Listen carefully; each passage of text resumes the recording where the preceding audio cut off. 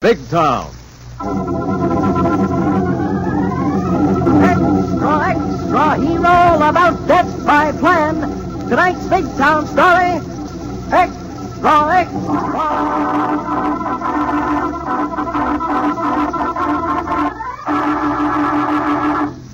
Big Town, the headline stories of a great city dramatically reported by Steve Wilson, fighting managing editor, whose creed, as with all great newsmen, is emblazoned on the masthead of the Illustrated Press. The power and the freedom of the press is a flaming sword, that it may be a faithful servant of all the people. Use it justly, hold it high, guard it well.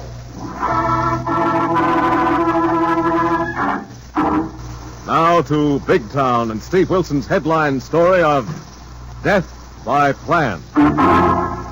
Most premeditated murders are the product of warped and twisted minds. And such is the case in Steve Wilson's assignment for tonight. That had its beginning in the prison office of Dr. Grant, a psychiatrist, as he listened to the bitter complaints of Greg Barton, a prisoner serving an indeterminate sentence for manslaughter. Listen, Doc. I've served 5 years for that accidental killing. I've been on good behavior. I'm a trustee. Why did the parole board turn me down? For your own sake, Barton, and for the sake of others. What do you mean by that, Crack? I haven't made any trouble here. No, not here, because you want to get out. I'll say I do. Who doesn't? Yes, but in your case, the reason is to get even with those you feel responsible for your arrest and conviction. How do you know that? It's my job here in the prison to discover those things, Barton. How? Well, if you'll recall, we've had several talks. So what? You revealed a feeling of persecution, of bitterness, and a hatred toward several persons. What are you talking about? And your partner, Will Adams. The girl, June West, over whom you admittedly fought and killed the wrong man. Adams was the guy I should have killed for taking June away from me, but that doesn't matter anymore. It shouldn't, but it does. And there are others you hate. A piano player called Mozart. The waterfront character called Willie the Weep. How did you get all that? You talked a lot to cellmates when you first arrived, Barton. All right. What else have you got on me? There's one other person you'd like to get even with, because he trapped you and turned you over to the police. Who's that? A newspaper man, Steve Wilson of the Illustrated Press. Okay, so you got a haul. I haven't fooled you for a minute. No, and I'm sorry, Barton. If you could forget this hatred, there might come a time when I could recommend a parole. Wait a minute.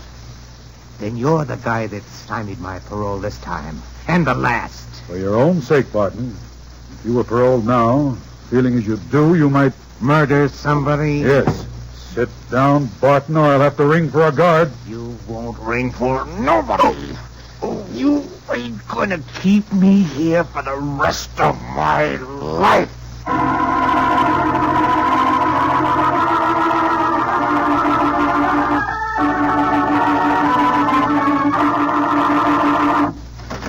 Hi, Steve. Why the 4-alarm call? Come in, Laurel, I'm a lovely, and close the door on those infernal teletypes. Uh-oh. Trouble, boil and bubble. What's up? Remember the Greg Barton manslaughter case about 5 years ago?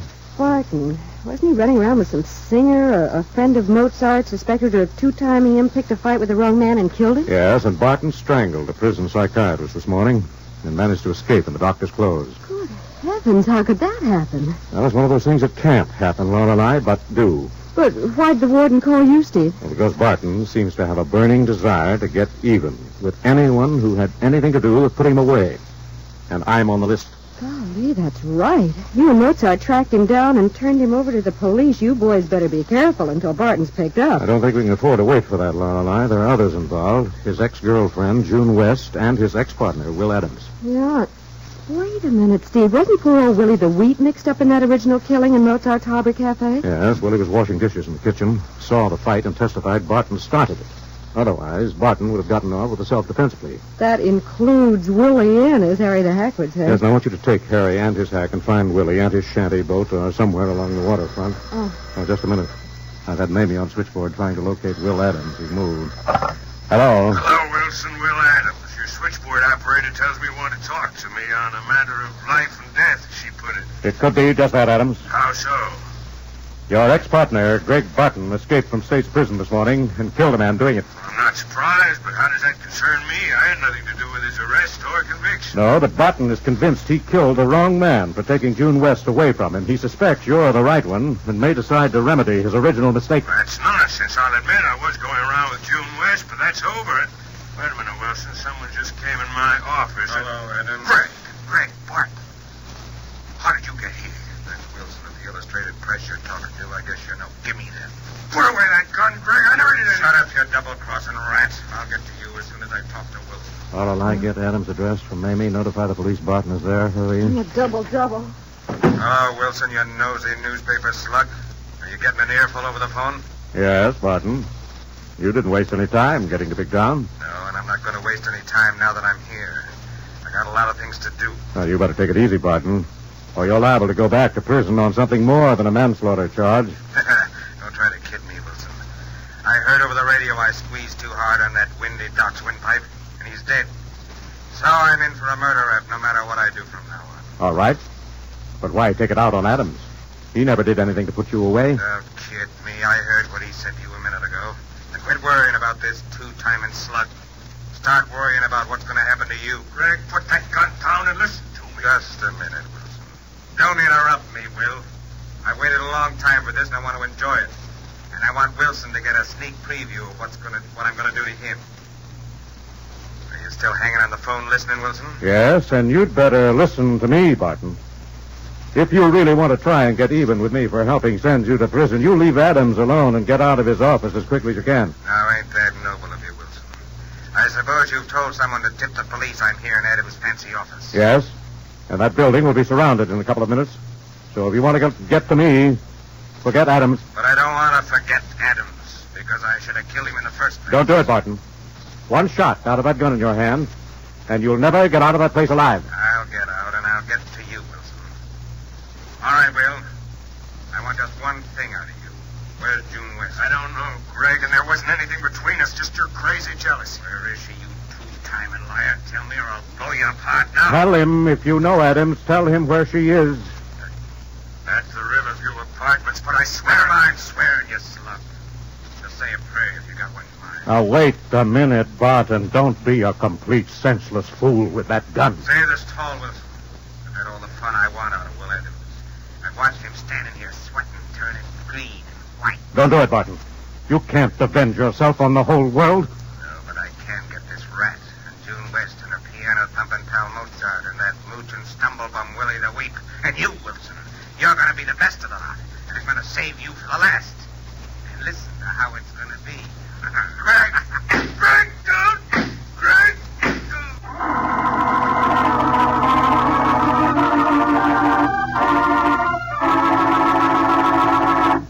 Thus, in spite of Steve's desperate effort, the killer has claimed his first victim. And for the exciting developments to come, we'll return to our Big Town story in a moment.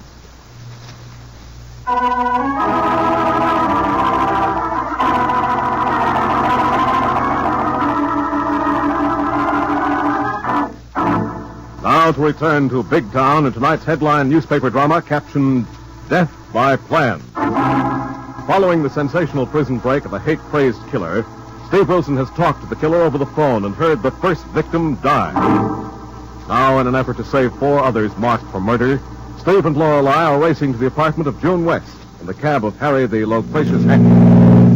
Say, boss. Say it, Harry.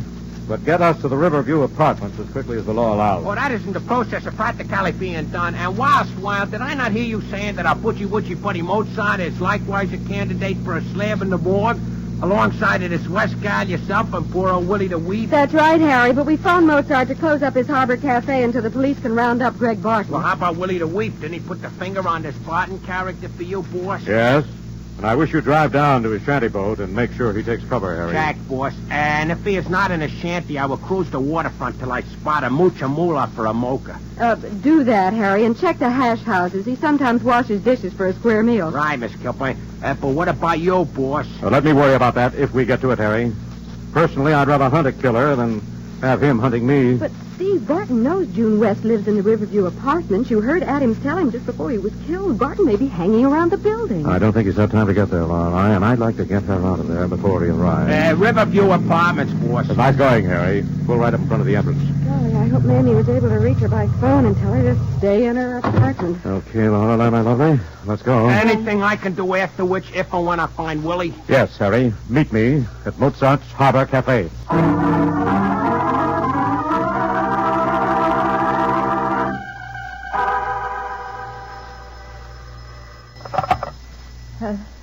Hello? Hello, June. Greg. Greg Barton. So you remember the sound of my voice after all these years. I'm flattered. Greg, listen to me. I didn't do anything to get you put in prison, and Will Adams didn't. It was your own crazy suspicion and jealousy. So Steve Wilson called you, warned you to run and hide. I thought he would. Yes, his office phone. He's coming here to help me get away where you can't find me. I'll find you, beautiful. Maybe not tonight because Steve Wilson has made me change my plans. But I'll find you when I get through with the others. Oh, Greg, you must be insane. Really insane to kill that prison doctor so you could escape to... To kill Will Adams and the rest of you? Perhaps. Give it up, Greg. There's still time. Don't you see? You can't be in your right mind. You surprise me, June. You don't sound frightened. Perhaps it's just as well I have to give you a little more time to think about what's going to happen to you. What are you going to do? Give you something to think about. Going down to the waterfront, find an old moocher called Willie the Weep. No, Greg. No. Yes. Remember how that sobbing stumblebum ruined my self-defense plea for what happened at your pal Mozart's Harbor Cafe? Greg, don't do it. The police are hunting for you. They'll be waiting for you. They'll shoot you down like a mad dog. No. What's that? Your doorbell, June? Yes? Better answer it. Probably Wilson. Tell him I'll give his regards to Willie the Weep. No, Greg, don't hang up. Wait. No, you wait, beautiful. Wait for me. And I hope you're still beautiful. I hope you'll look lovely on a slab in the morgue. He hung up. He'll do it. He sounds so sane, but he must be out of his mind. Oh, I hope that's Mr. Wilson. Maybe he can do something to stop him. Who is it? It's Steve Wilson, Miss West. Oh, just a minute. Thank heaven. Please come in. Greg Barton just called. He hung up when you rang the bell. I thought he might. This is Miss Kilburn, one of my best crime reporters, Miss West. Oh, you better get your things, Miss West. I'm going to take you to my apartment where you'll be safe until Greg Barton is recaptured. Oh, thanks, but Greg isn't coming here. Not coming. What did he say to you, Miss West? He's going to the waterfront to look for that man called Willie the Weep. Willie, good grief. He may get there before Harry Lorelei. Yes, he... Get on the phone, call Inspector Callahan of Homicide. He may be at Adams' office. Ask him to send a couple of men over here to guard Miss West. Tell him I'm on my way to the waterfront to look for Willie the Weep.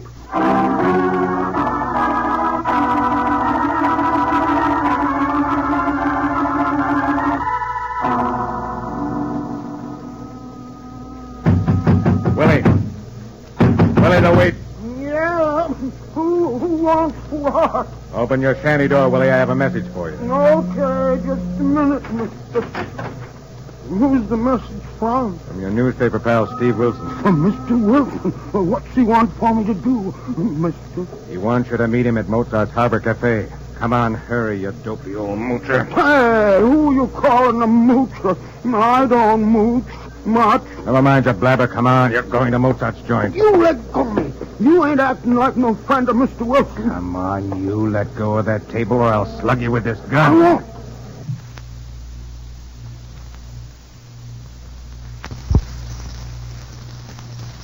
Till I know who you are. Oh, no? You're coming to the Harbor Cafe if I have to carry you all the way.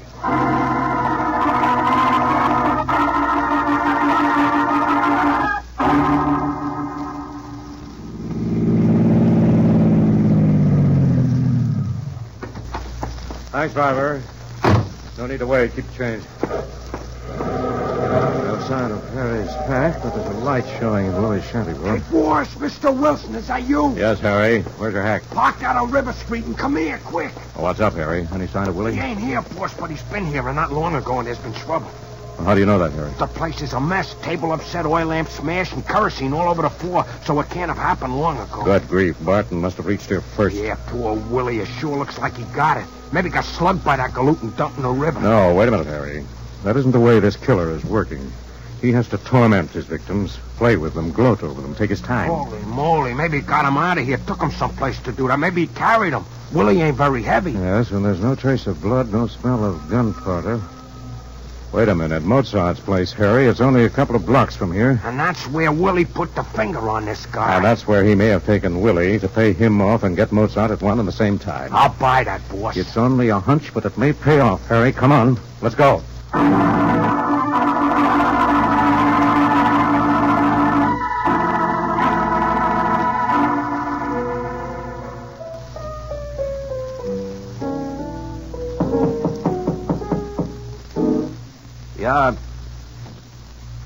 Who's out there in the alley? Mozart, it's me. Willie the Weep. Willie. Just a sec, Will. I'll unlock the side door. Steve said you might show and stay here until the cops got that Barton slug, so... So I'm here. Barton? Yeah, you tin horn ivory thumper. I'm sorry, Mozart. He caught me at my shanty boat. He was going to kill me dead right out in the alley if I didn't call to you. It's all right, Willie. You did the right thing. Close the door. Yeah. Now get back over to that crummy piano of yours, Mozart. Start playing your own funeral march. Sure. Anything the customers want. Why, I'll even do an encore and play it for your funeral now that you're here. Sit down and play, you slug. I'll call the tunes.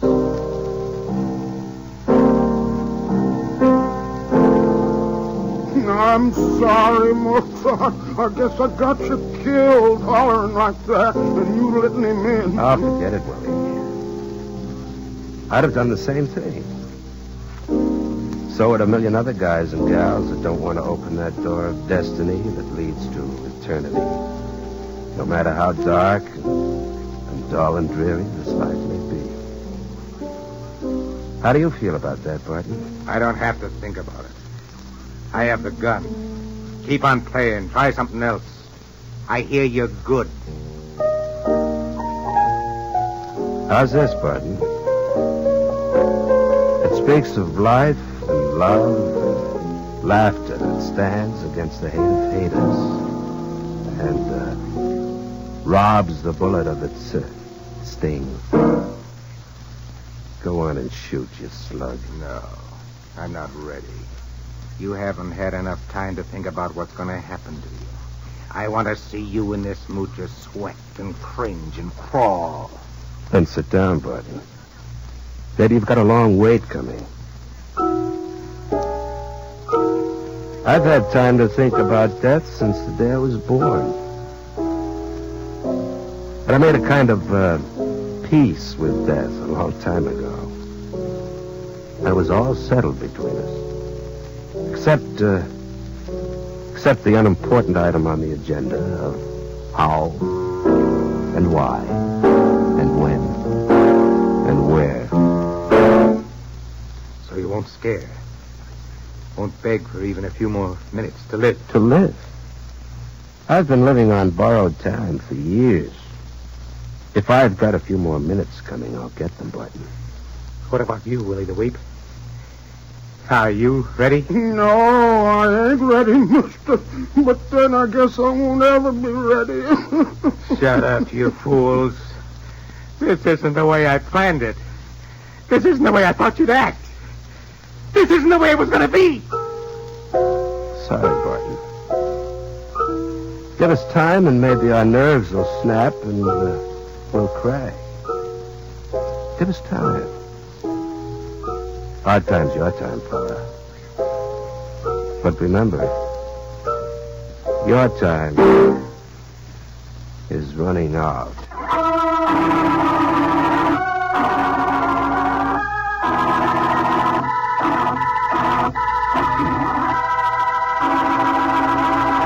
Thus, Mozart plays and stalls for time for Steve and Harry to take a hand in this deadly game of murder by plan. In a moment, we'll come to the exciting climax of tonight's story.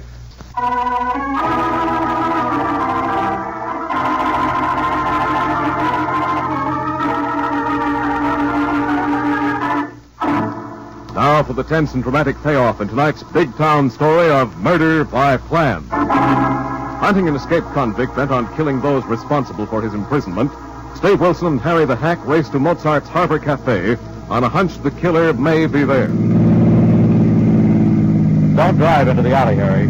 Stop here. Jack, boss, and let's hope we ain't too late. No sign of any disturbance. I'll try the side door to the back room. Let me come along and back you up with my trusty monkey wrench, boss. All right, Harry, but keep that wrench in your hip pocket. It's no match for this killer's gun. The same goes for your fist, boss. Maybe we better wait for Inspector Callahan and his homicide boys. There may not be time to wait, Harry. Come on, let's move down the alley to the side door. Right behind you, boss. Watch your step. That character may be hiding somewhere here in the alley, waiting to welcome you with a load of lead. No. Hold it a minute, Harry. I think I hear Mozart at the piano in the back room. Yeah. Mozart's beating out the blues, so I guess Barton ain't showed yet. Well, not necessarily. Mozart would sit down and play the Firebird if his place was burning to the ground. Yeah, but this guy Barton ain't acting like he'd be in no mood for a On concert. the contrary, he's just the type who likes to toy with his victim, Harry. Make them sweat it out before he shoots. Listen. Holy moly, boss. Ain't that the funereal march Mozart's playing now? Yes, and I'm certain Barton's in there, Harry, and there's only one sure way of delaying him. Which way is I'm that? going in there and give him another victim to gloat over. Oh, boss, don't do it. You'd be just asking for Now, don't it. worry, Harry. I think I have Barton's number. I think I can handle him. Go wait for Callahan. Tell him to cover this place like a blanket in case I fail. Okay, boss, but look out Barton don't cover you with no blanket. Good luck. Thanks, Harry. No, if this side door isn't locked. Isn't. Hello, Mozart. Come in, Wilson. Come in. Welcome. Thanks. Hi, Steve. Meet Greg Barton. We met over the phone tonight. But I thought I'd like to renew our acquaintance face to face. Good. I was hoping you'd come, Wilson, but don't come any closer or I'll give you yours now. That would be a shame, wouldn't it, Barton? Wouldn't that rob you of the pleasure of letting me sweat it out, waiting for you to decide the appropriate time? You hadn't ought to come in here, Mr. Wilson. He hates you like poison, even more than the rest of us. I don't think so, Willie. I think there's one other person he'd hate to miss in his murder plan. Who, Wilson? The girl you think betrayed you, Barton. June West. Yes, but I'll get to her when I'm finished with the three of you. Where is she, Wilson? Where is she? At her apartment with one of my reporters. But by morning, she'll be in the protective custody of the police, Barton. If anything happens to us. Oh, yeah? Well, you give me an idea. It means you haven't tipped off the police. That makes it perfect. Get on that phone over there on the wall by Mozart's piano. What's the idea, Barton? The idea is to tell your reporter to bring June down here where she'll be safe. And one wrong word out of you, and I'll cut all three of you down. All right, Barton. But I think you're making the last mistake you'll ever make. That better be the right number, Wilson. Now come closer to the phone so you can listen in. If you don't trust me. Hello? Hello, Lorelei, Steve. Where are you, Steve? What's happened? At Mozart's, and I think you'd better bring Miss West down here. Steve, are you crazy? With Barton on the loose? No. Do as you're told. That's all. Wait a minute, Wilson. That's no reporter you're talking to. That's some girl. Give me that phone. Gladly, Barton. Get that gun off the floor, Willie. I'll get it, Mr. Wilson. Beautiful, Steve. Beautiful. You're pulling in like a fish. Steve, what happened? Who got that shot? Steve. Relax, Lorelei, my lovely. Barton is on ice.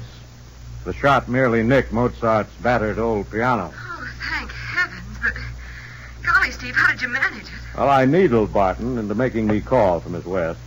And I counted on his getting suspicious when he heard me talking to a girl. Well, why should he? I mentioned a reporter being with Miss West. He didn't stop to think that a girl could be a reporter, and a good one. Oh, thank you, kind sir. But, what'd you hit him with? The phone receiver. Oh. Cord gave me an extra reach. And speaking of extras, hang up and get Fletch on City Desk. Give him the story before Callahan gets here with all our rivals. Okay, Steve, but are Willie and Mozart all right? Willie's okay, and Mozart's still glued to his piano stool. Get going. Byline yourself a headline. 30-30, finish, the end.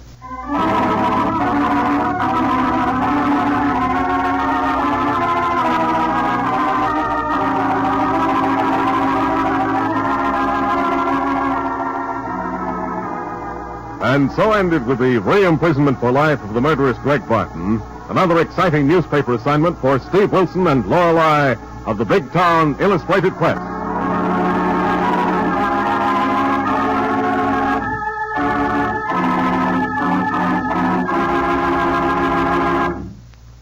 Next week, bring you a hard-hitting story entitled The Deadly Doll, the story of a female killer. Another exciting assignment in the newspaper career of fighting Steve Wilson of Big Town. Don't miss it. In tonight's dramatization, all names, times, and places are fictional, and any similarity to other names and places is purely coincidental. Big Town features Edward Pauly as Steve Wilson, Fran Carlin as Lorelei Kilborn, and was written and directed by Jerry McGill. And now Big Town bids you good night until next Tuesday night, same time, same station, when you hear the newsboy calling... Extra hero about it. The story of Steve Wilson and the deadly doll. Extra.